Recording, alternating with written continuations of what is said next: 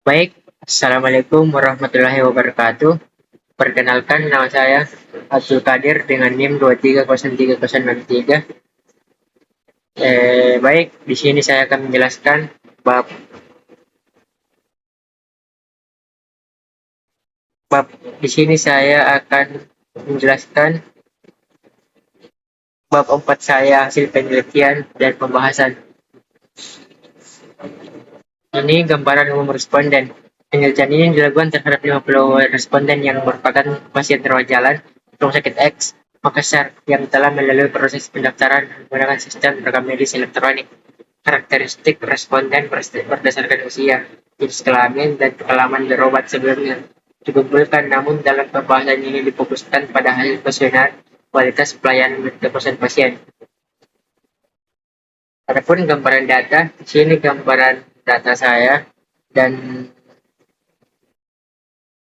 di sini usia, jenis kelamin.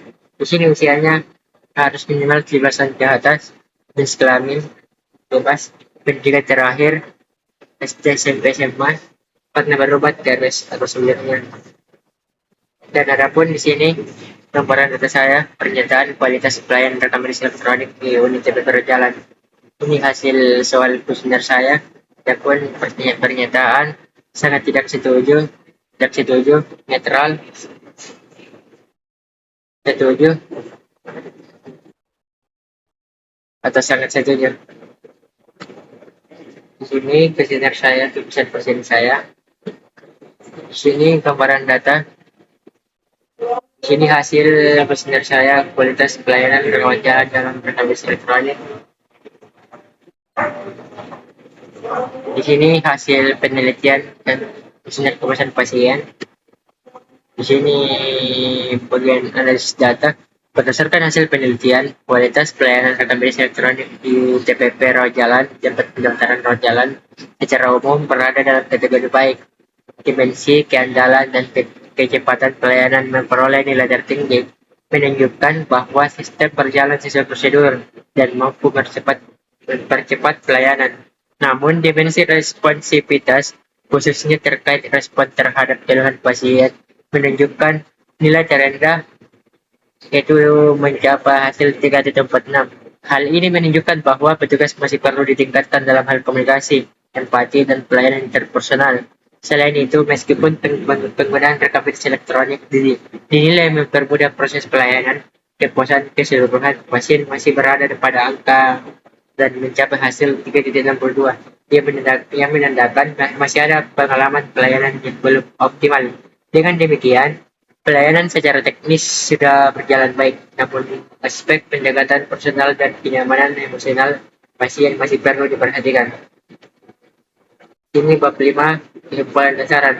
Adapun kesimpulan saya yaitu kualitas pelayanan RME di TPP rawat jalan tergolong baik berdasarkan 5 dimensi survekual dengan skor rata-rata antara dan mencapai hasil 3.46 hingga 3.84. Pasien merasa bahwa pelayanan cepat, sistem mempermudah, dan fasilitas sudah memadai. Namun, tanggapan terhadap keluhan dan kepuasan secara menyeluruh masih dapat ditingkatkan. Adapun saran saya, di sini saran saya berdasarkan hasil penelitian di atas, peneliti memberikan beberapa saran sebagai berikut. Yang pertama, peningkatan daya tangkap petugas. Rumah sakit perlu memberikan pelatihan atau SOP yang jelas terkait penanganan ataupun sistem agar petugas dapat merespon lebih cepat dan tepat ketika terjadi masalah teknis.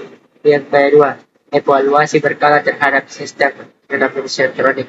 Disarankan untuk melakukan uji coba sistem secara berkala untuk memastikan kestabilan, keamanan data, dan kemudahan akses oleh petugas. Yang ketiga, kualitas komunikasi petugas. Meskipun penilaian sudah baik, kemampuan komunikasi interpersonal petugas tetap perlu ditingkatkan agar dapat memberikan kesan lebih baik terhadap pelayanan, terutama saat kondisi padat atau sibuk. Yang keempat, peningkatan fasilitas fisik.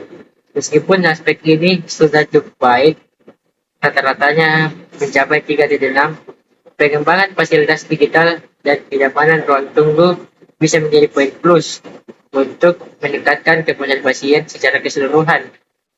Yang kelima, kaji ulang standar pelayanan, terutama pada jam-jam sibuk.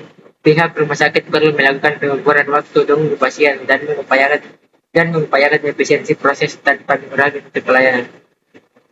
Baik, itu saja yang dari tugas saya, dari penjelasan saya. Apabila ada salah, mohon dimaafkan. Wabillahi taufiq wa hidayah. Assalamualaikum warahmatullahi wabarakatuh.